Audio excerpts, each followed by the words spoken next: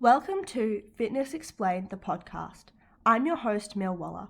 I'm a third-year sport and exercise science student, and I have a passion for science and helping others create a balanced and healthy lifestyle through understanding the science behind health and fitness.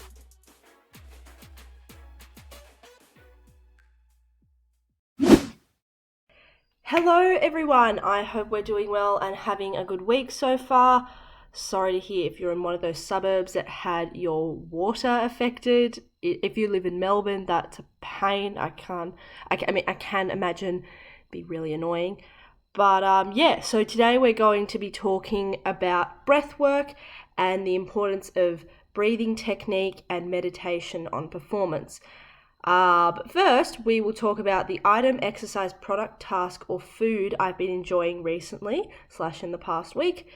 And before I do that, I'm really sorry. I've made a terrible wardrobe decision, and I've got these buttons on my top, and I don't know if you can hear that, but they make that noise. So if you hear that noise anytime during it, it's because I'm someone that uses my hands a lot, and even though there's no one here, I'm still using my hands a lot, which has resulted in the sound of these little buttons. So sorry about that. But yes, product I've been enjoying this week. So yesterday I got some new activewear in the mail because all of mine has holes in it. So I was like, probably should invest in some new activewear. And I decided to go with the brand Nimble, Nimble. Sorry for the boys out there. It's a women's only, not women's only, but they make like women's catered activewear. So sorry about that. But I'm really liking it. The reason why I decided to go with that brand was because they recycle plastics. So that's great. And they don't use virgin plastics as much as most brands do. So that's awesome. And yeah, just got two sports bras and two leggings, and they've been really great. I tested them out today on my hour-long walk and also weightlifting, and they were great, so that's good. Also something that I want to note is that I will be adding timestamps to videos now, meaning I'll put in the description bar below what time the main topic of the podcast starts and what the main topic is, and then like question of the week, what time that starts in the video, and then what the question of the week is. Stuff and a few more timestamps, but that's the two major ones. And just because I had a friend of mine who listens to the podcast, which I'm very grateful for, messaged me saying, hey, would you mind doing this? Because sometimes I don't have time to listen to everything, and I just want to get that little snippet in, and which is perfectly valid. That makes so much sense for me to do that. So I'm going to start doing that now, and I'll try my best to get timestamps on the previous videos as soon as possible. But without further ado, let's move on to the main topic. Alrighty, so before I start, I made a terrible error. I ate way too many prunes, so I'm so uncomfortable and bloated at the moment. Don't eat more than 5 prunes at a time / in a day, because you'll end up like me. That is completely unrelated to today's podcast topic, but you know, it's vital information. Don't eat too many prunes. I mean, not many people eat prunes. I'm probably just a bit weird in the fact that I do just chow down on a bowl of prunes because I think they taste really nice. Anyway, moving on. So today we're going to be talking about breath work, the importance of breathing technique, and meditation, and how that can impact on performance and potentially improve or harm your performance. So before I talk about the main breathing stuff, I thought I'd talk about weightlifting, because I feel like if we can get a specific example, you might resonate better with other things that I talk about later in the podcast. So weightlifting is a sport where, if you're not familiar with it, there's a very specific breathing style, which is where we take a big deep breath in to prepare for the lift, and we brace, or almost brace our core, for lack of a better term, and then we do the lift, and then we take a strong breath out on completion, or just as we finish. For example, a snatch, when you the snatch is completed, then you breathe out. So That's a very specific type of breathing, and it's called the Valsalva, I hope I'm pronouncing that right, maneuver, so Valsalva maneuver. And studies have shown that this style of breathing doesn't help with force production, rather it helps with our, it does impact on our, intra-abdominal pressure. So why this is important for particularly weightlifting is because when we take a big deep breath in, it forces our diaphragm. So if you think about your rib cage, at the bottom of our rib cage, there's I think you'd call it it's a muscle. I was about to call it an organ. No, it's a muscle that is concaved. Yes, concaved. And then when we breathe in, it lowers down and flattens, and it presses down on our visceral organs. So our visceral organs are basically the organs inside our core. And this consequently has benefits of reducing vertebral disc injuries, increasing lumbar stability, lumbar meaning our lower back. So if you think about your lumbar spine, we're referring to our lower spine, and also hernias. Having said this, if you are someone that is wanting to start weightlifting, I highly recommend that you go see a PT or a sports scientist / exercise scientist, and you're not just rocking up to the gym, lifting some weights and going, oh yeah, I'm fine, I can't get injured because I said that the Valsalva maneuver is the key to breathing for weightlifting. No, that's not what I mean.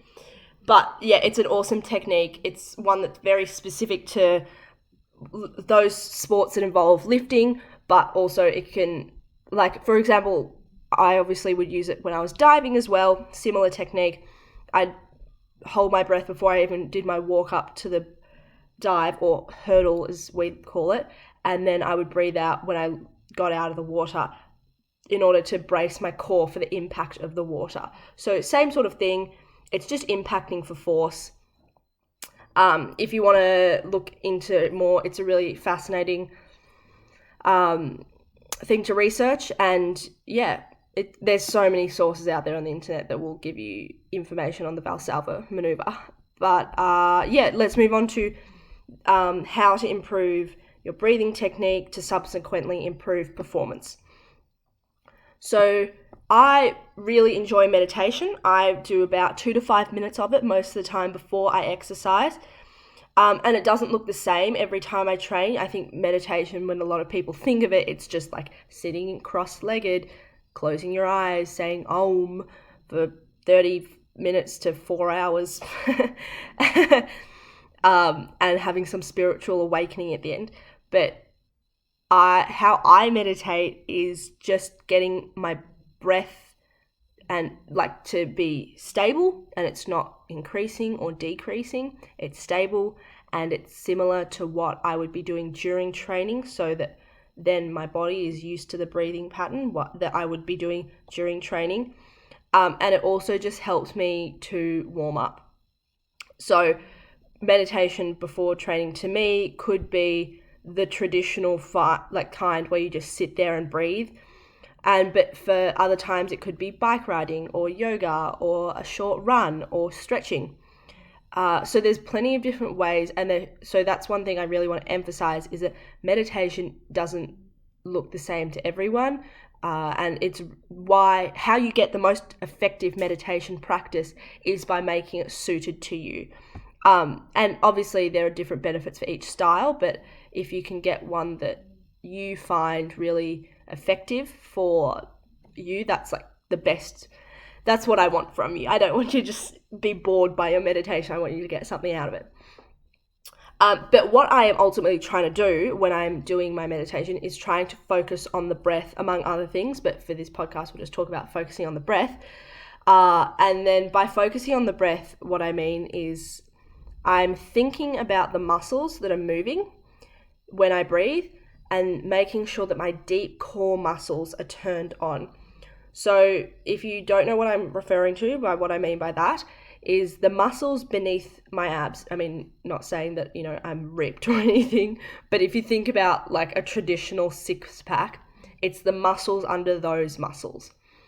So when doing a big deep breath in, you should be able to feel them. Obviously, if you have like a disability or another hindrance that affects your ability to feel or feel the sensation of your deep muscles, obviously that doesn't apply to you. But if you are someone that's fully able, then you should be able to feel your deep muscles.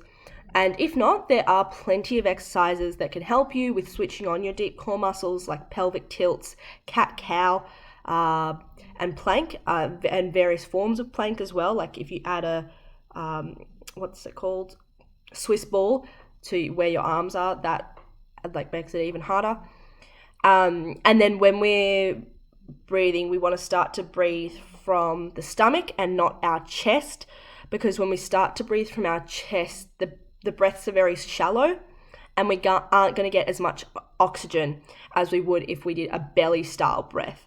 So if it, by belly style breath, I mean you use your diaphragm and you feel your stomach inflate and deflate with each breath.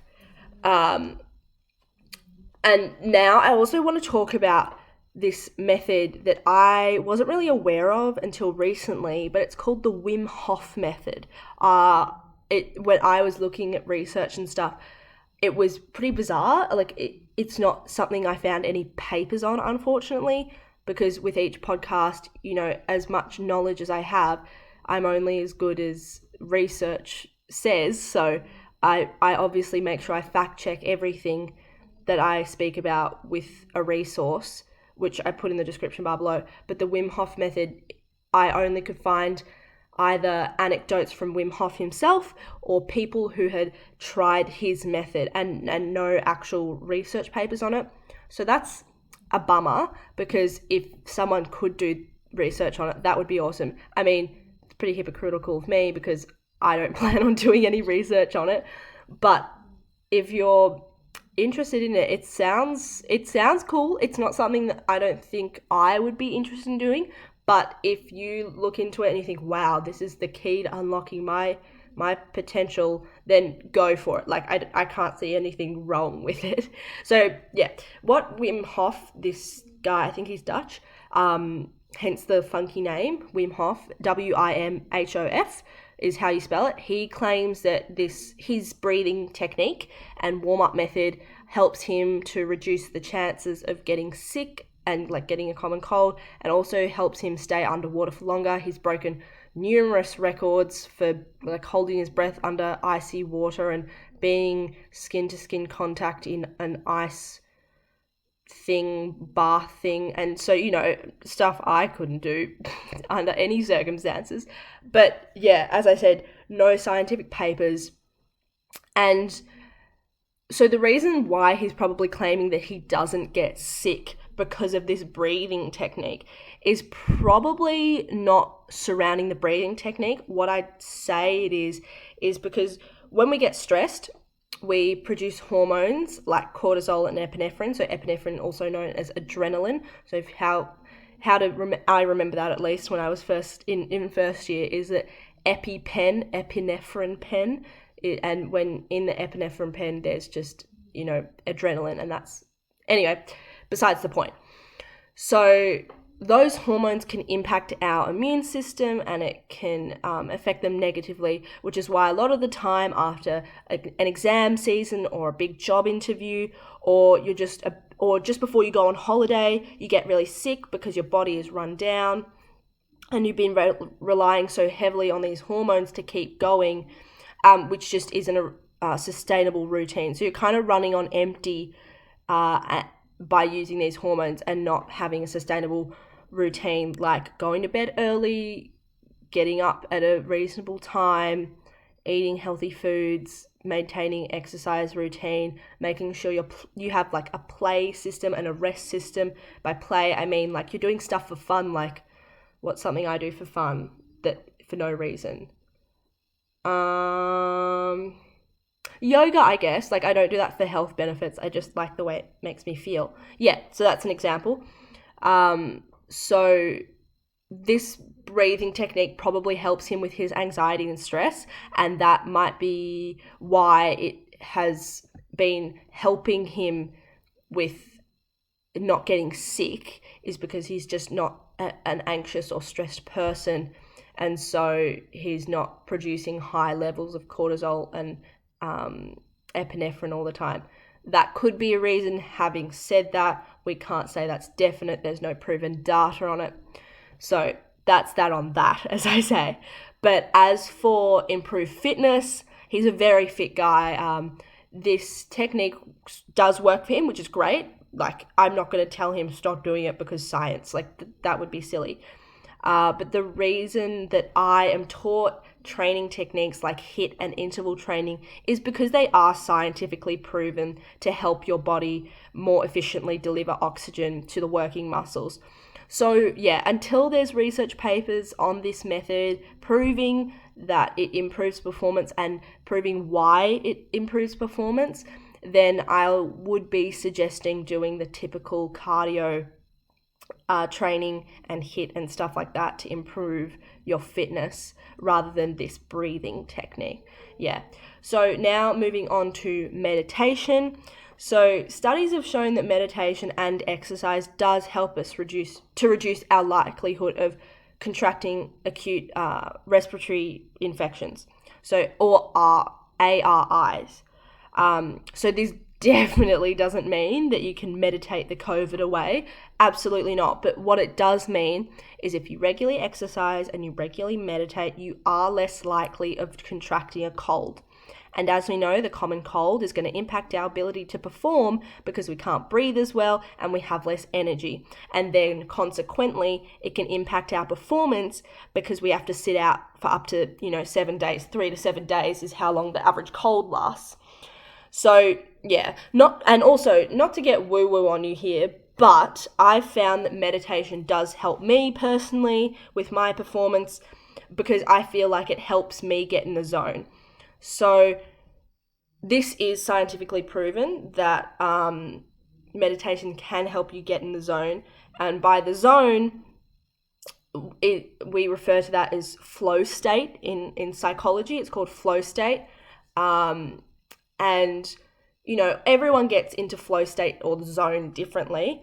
And to some, it can be listening to music. Others, it's doing 10 push-ups just before they're running, like random things. Like if you see Rafael Nadal, he does the weird whack, brush his nose, unpick his wedgie, and like something else. And he always steps onto the court with his right foot. I can't remember what it is, but he has these little routines and they help him stay in the zone.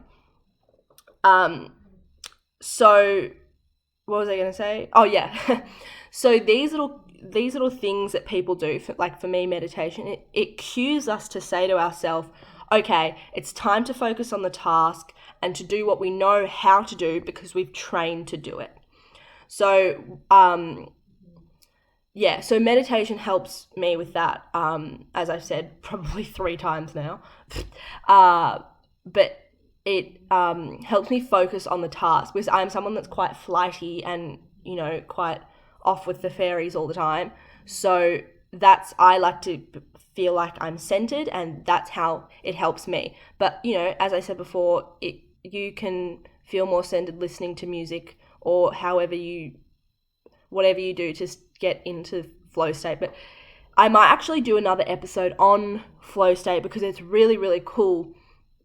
And if you want to research it, that's totally your prerogative. But I would love to hear if you would want to hear an episode on flow state because it's something that I think is awesome.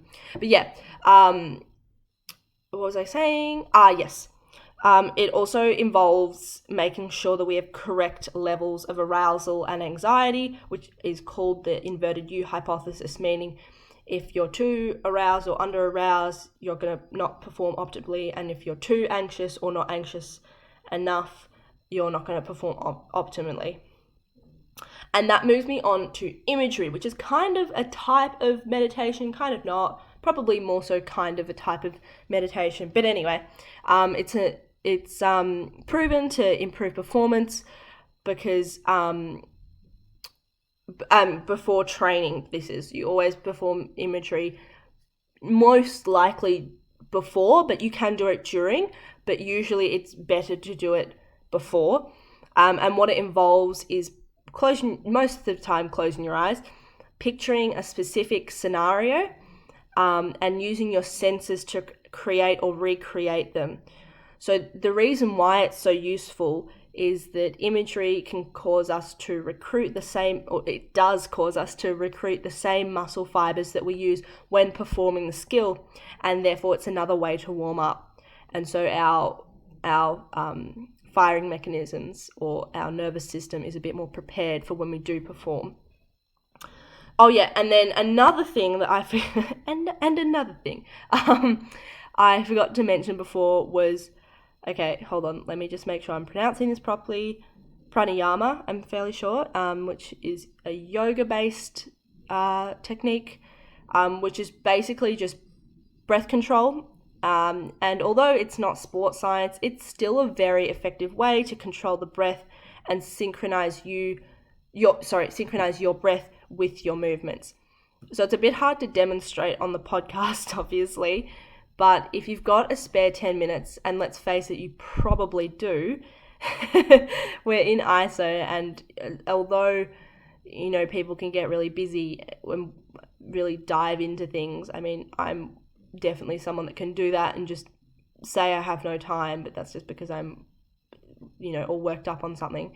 It's definitely something that I recommend. It's very, very helpful for me, at least, and this is basically how I meditate, by just doing pranayama.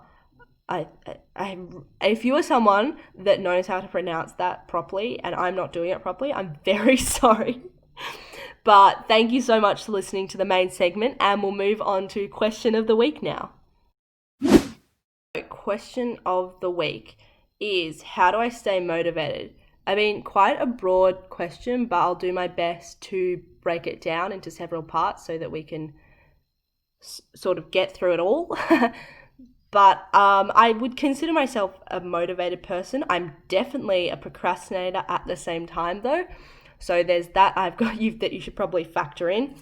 So one thing that I make sure I do is I really value sleep. I always have. I mean, I'm only human. I'm obviously going to mess things up a bit and only get 5 hours sleep, a few times a year, and I'll try and make up for it later, but I'm someone that needs a lot of sleep. Like, I thrive off 9 hours. Like, that's me. Tip-top shape is getting 9 hours of sleep a night, 8.5 at the least, but I try to manage to get at least 8 hours of sleep a night.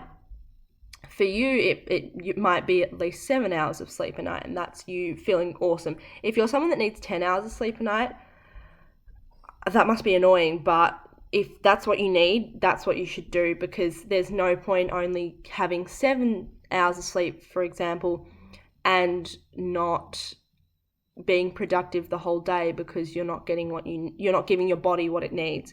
But I should also do a podcast episode on that. Wow, these last 2 episodes, I've just been saying I should do an episode on this and that. Anyway, that's one way. Another way is I sort of have these 2 techniques that I like to use, and obviously they're not scientifically proven, but it's how I try to make sure that I just get stuff done.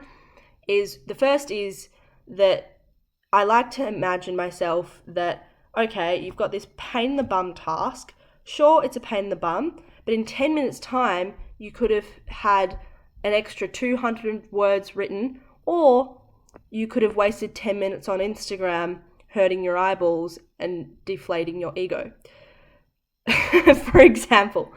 So I like to give myself an option, because you always have a choice at the end of the day to stay motivated. I mean, because, like, you don't have to be motivated to get something done. Like, sometimes you just have to get stuff done, and you don't have to want to do it. You just have to get it done.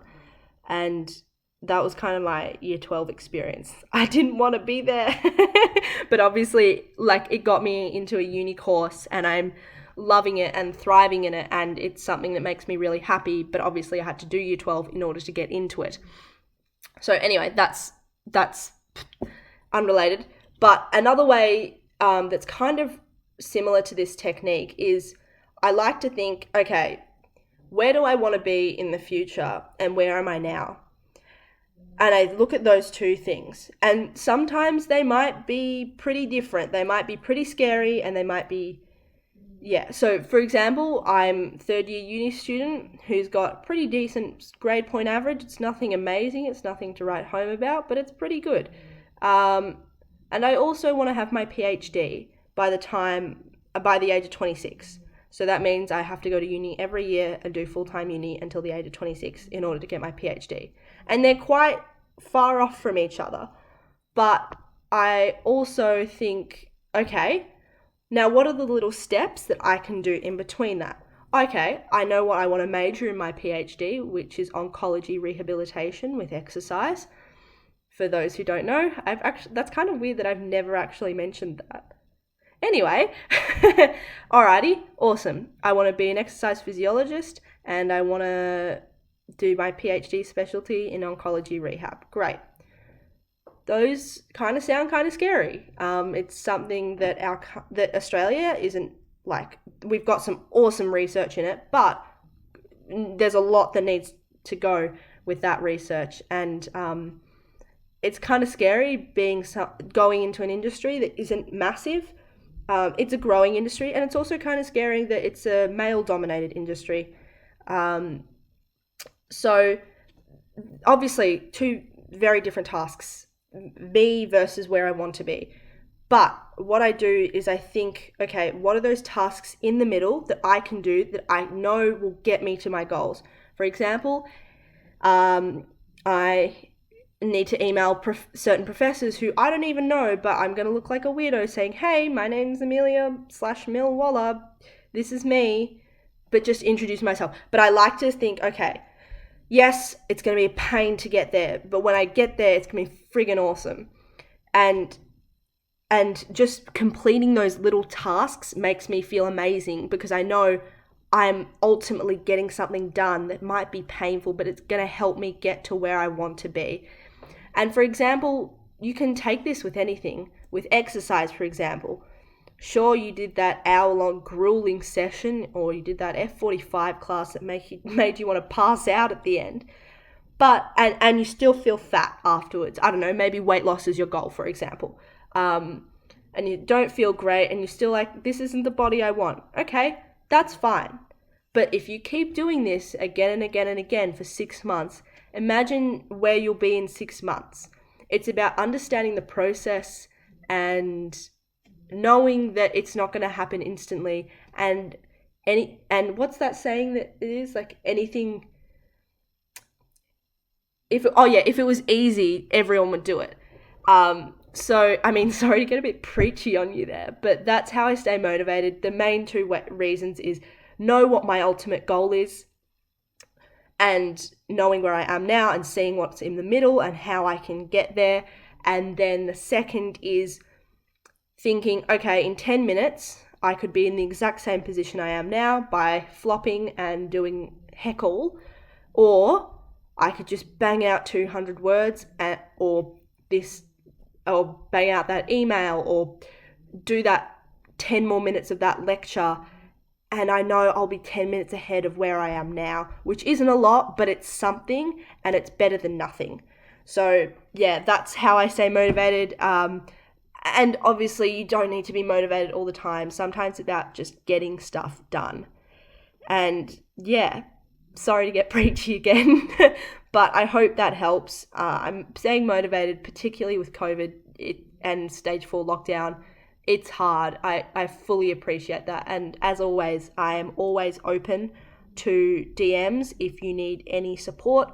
I will do my best, but obviously having said that, if you do need psychological help, that is definitely something I advocate for. It is so important, particularly when isolation can make you feel isolated. A psychologist is something that I really highly recommend. It's not something to be shameful of. You know, I think a lot of people think with psychology that there needs to be something wrong with you. But how I see psychology and it as a profession and science area is that sometimes you just need to figure out how your brain works And seeing a psychologist can help you figure out how your head works, because and knowing how you work is going to optimize your productivity. That's my thinking on psychology, at least. You're welcome to have your own opinion, but I hope that helps. And now for disclaimers, and have an awesome week. And yeah. Thank you so much for tuning in today. I really appreciate it. And time for disclaimers. So please chuck us a follow on Instagram at fitness_explain_by_mil, or just fitness explain for short. I am working on getting us onto Spotify and Apple Podcasts and all other podcast streaming services. However, it's just a matter of time. If I have used any references, which I most likely have, it will be in the show notes / description bar below.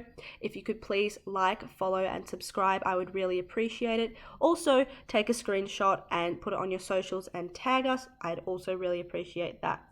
Also, this podcast is a platform that's general in nature and not tailored to your specific needs. If you are struggling with your mental or physical health and well-being, please seek help from a medical professional such as a registered psychologist, registered and qualified dietitian, registered GP, registered exercise scientist, or physiologist. Have a great day, and we'll see you next time.